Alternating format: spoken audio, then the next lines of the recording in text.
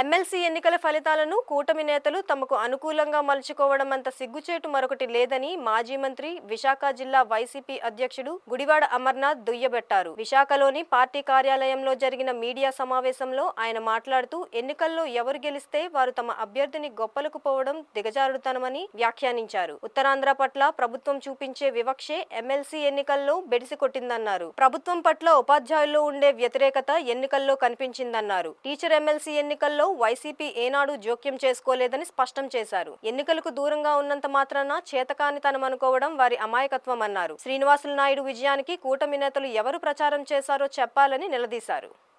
నిన్న వచ్చినటువంటి ఎన్నికల ఫలితాల్లో ఉత్తరాంధ్ర టీచర్స్ ఎమ్మెల్సీకి సంబంధించి విఘ్నులైనటువంటి ఉపాధ్యాయులు ఉత్తరాంధ్ర ప్రాంతంలో ఉన్నటువంటి ఉమ్మడి విశాఖపట్నం, విజయనగరం, శ్రీకాకుళం జిల్లాలకు సంబంధించినటువంటి 3 జిల్లాలకు చెందినటువంటి టీచర్లు దాదాపు 95% పోలింగ్ జరిగినటువంటి విషయం మీ అందరికీ తెలుసు.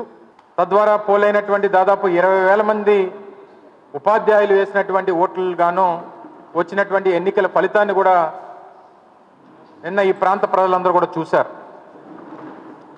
సరే, ముందు నుంచి మా తాలూకా స్టాండ్, వైఎస్ఆర్ కాంగ్రెస్ పార్టీ తాలూకా స్టాండ్ కానీ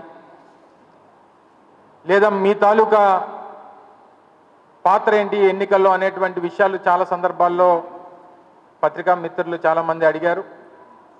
ఈ ఎన్నికలకు కానీ లేదా రాష్ట్రంలో జరుగుతున్నటువంటి ఇతర గ్రాడ్యుయేట్ ఎన్నికలకు సంబంధించి కానీ ఆ ఎన్నికలకి వైఎస్ఆర్ కాంగ్రెస్ పార్టీ దూరంగా ఉంటుంది అనేటువంటి విషయాన్ని చాలా క్లియర్గా చెప్పాం.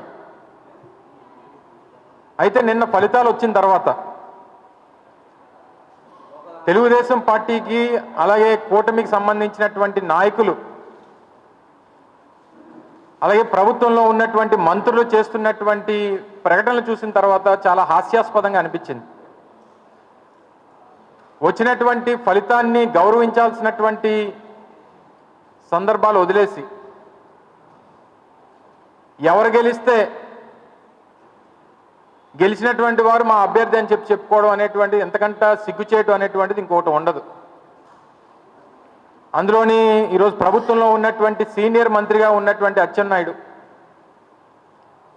ఉత్తరాంధ్ర ప్రాంతానికి చెందినటువంటి వ్యక్తి, ఈ ప్రాంతానికి చెందినటువంటి నాయకుడిగా, ఈ ప్రాంతం నుంచి ప్రాతినిధ్యం వహిస్తున్నటువంటి వ్యక్తిగా ఇక్కడ జరిగినటువంటి ఎన్నికల ప్రక్రియలో పూర్తి స్థాయిలో నిన్న ఓటమి పాలైనటువంటి అభ్యర్థికి మద్దతు పలికినటువంటి కూటమి పార్టీ నాయకులు తీరా ఫలితం వచ్చిన తర్వాత నిన్న శ్రీనివాసులు నాయుడు గారు టీచర్స్ ఎమ్మెల్సీగా ఎన్నికైన తర్వాత శ్రీనివాసులు నాయుడు గారి తాలూకు విజయంలో కూటమి పాత్రే ఉంది, కూటమి మలపరిచినటువంటి అభ్యర్థి శ్రీనివాసులు నాయుడు గారు అని చెప్పుకోవడం అనేటువంటిది మరి ఎంతకంటే సిగ్గుచేటు ఇంకోటి ఉంటుందా అని చెప్పని అడుగుతా ఉన్నా.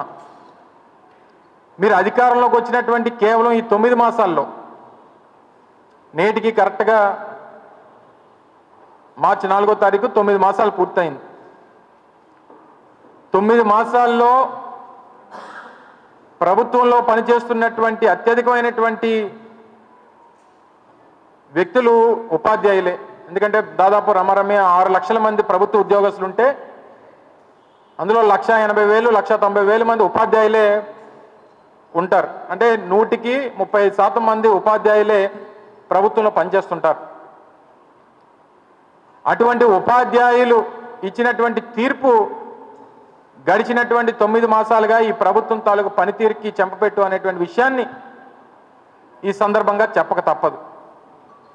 రుషికొండ బీచ్కున్న బ్లూ ఫ్లాగ్ హోదా రద్దయితే అధికారులను బలిపశువులను చేశారే తప్ప ప్రభుత్వం తన తప్పిదాన్ని ఎందుకు ఒప్పుకోలేకపోతుందని అమరనాథ్ నిలదీశారు.